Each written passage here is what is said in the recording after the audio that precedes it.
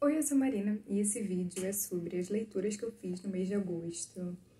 Assim, o mês de agosto não foi um mês muito proveitoso no sentido de quantidade, porque acho que foi o mês em que eu menos li, né, nesses meses pandêmicos de leitura que eu tô passando.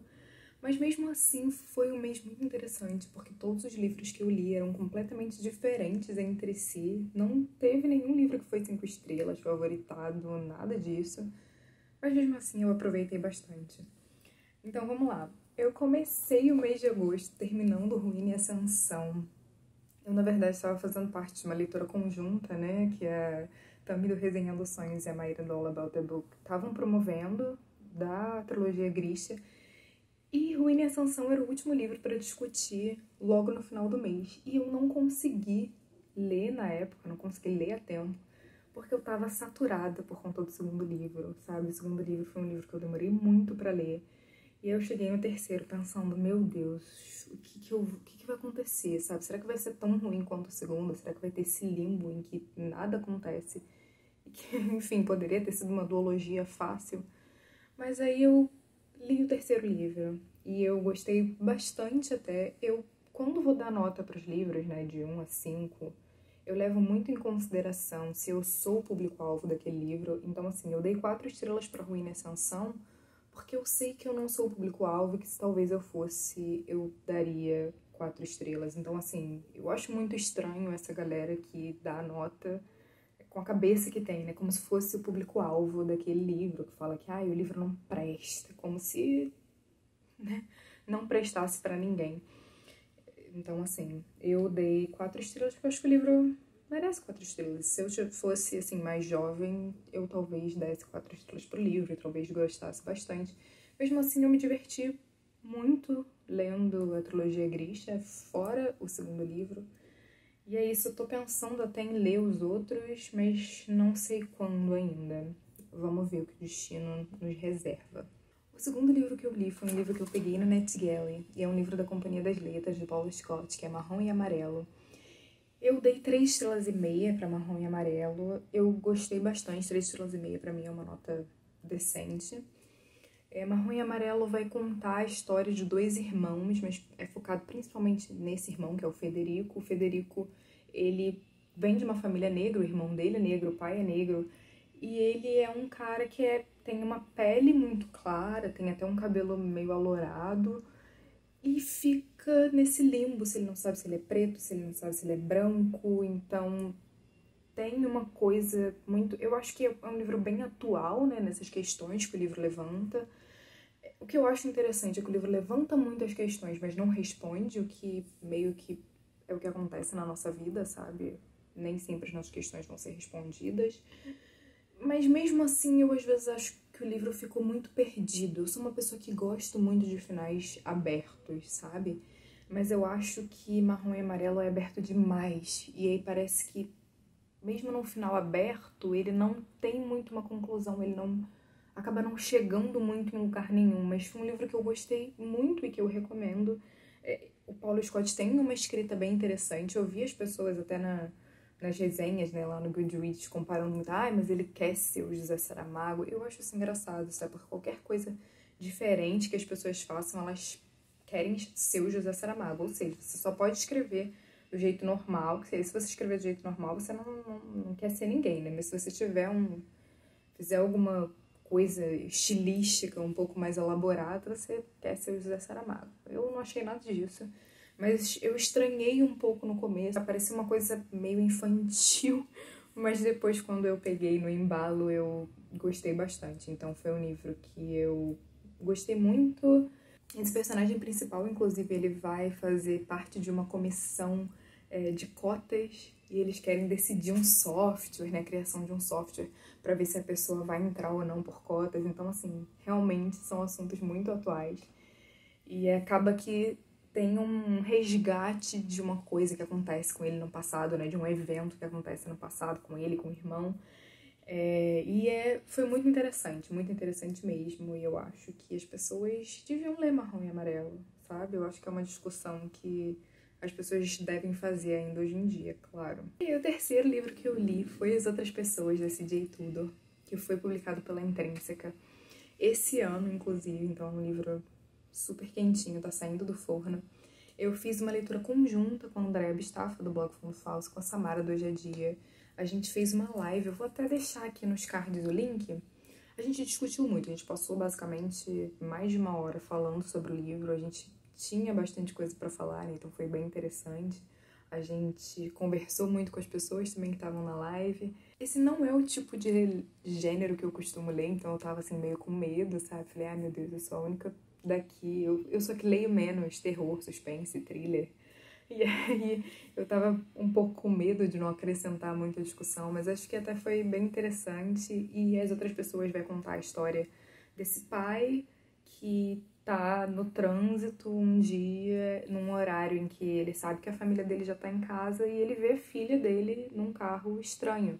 E a polícia informa ele que a mulher dele e a filha dele morreram, mas ele acabou de ver a filha. Então, todo dia ele volta ali naquela estrada, ele vai procurando a filha pelas estradas, porque ele sabe que a filha não tá morta. Ele sabe que ela desapareceu e ele quer tentar, a qualquer custo, reaver essa filha dele. E assim, foi bem legal, né? Já dando aqui um spoiler, foi bem legal.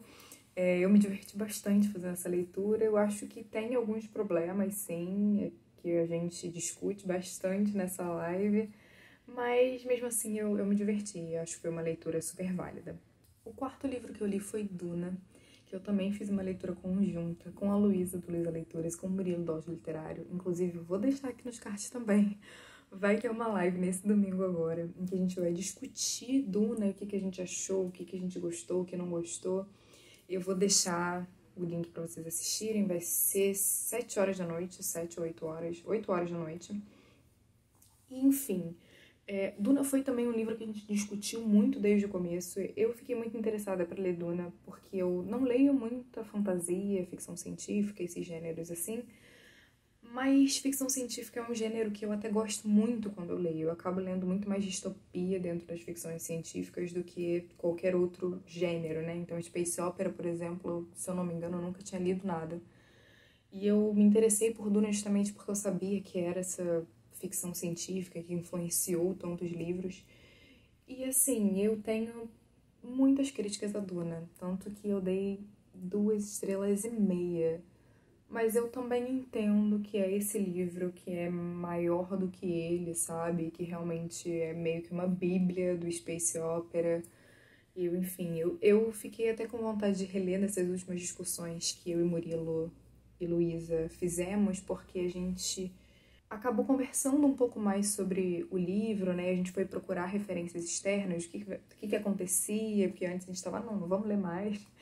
E a gente acabou ficando com vontade de ler os outros livros e com vontade de reler Duna até para pegar até esses pormenores que a gente não pegou, mas mesmo assim ainda temos críticas a fazer a Duna e também temos coisas para elogiar, né, claro. Mas enfim, 2,5 estrelas para Duna. O quinto livro que eu li foi When the Renegades Opened. Eu nem botei nota aqui para When the Renegades Opened. Foi um livro que eu também peguei no NetGalley. Ele não tá disponível ainda aqui no Brasil. Eu acho que ele ainda não foi nem publicado lá fora.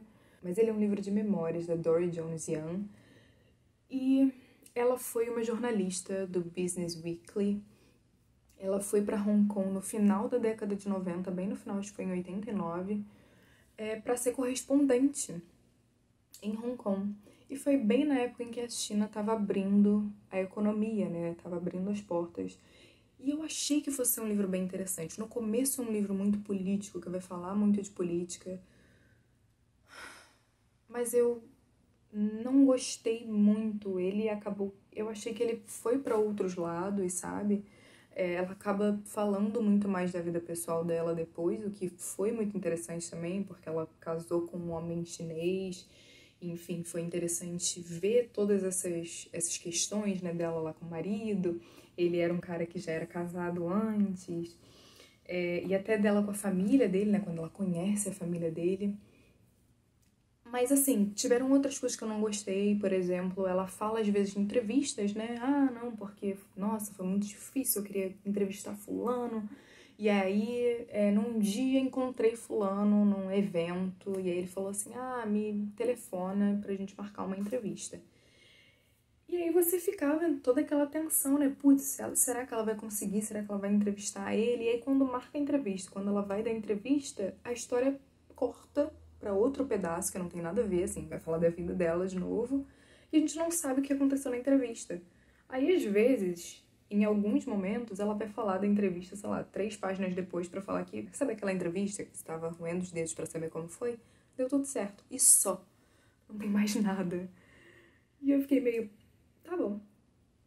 E é um livro, assim, que se propõe muito a ter uma questão mais antropológica, sabe? De menos juízo de valor entre uma cultura que é muito diferente à estadunidense, mas acaba que ela não entrega isso, porque tudo bem, ela é uma pessoa, sempre foi uma pessoa que teve muito interesse na China, ela já falava mandarim mesmo antes de ir pra China, mas o tempo inteiro eu senti muitas comparações com os Estados Unidos, e aí de repente vinha, não, mas porque são duas culturas diferentes, vinha tentando fazer essa balança, né? E não aconteceu, no fundo não dava, e aí era um discurso que me deixava um pouco irritada, porque era sempre não, porque esse regime comunista que deixou as pessoas pobres, fez as pessoas passarem fome, como se num regime capitalista fosse tudo maravilhoso, como se as pessoas também não morressem de fome, como se as pessoas também não vivessem na pobreza, como se nos Estados Unidos fosse tudo maravilhoso.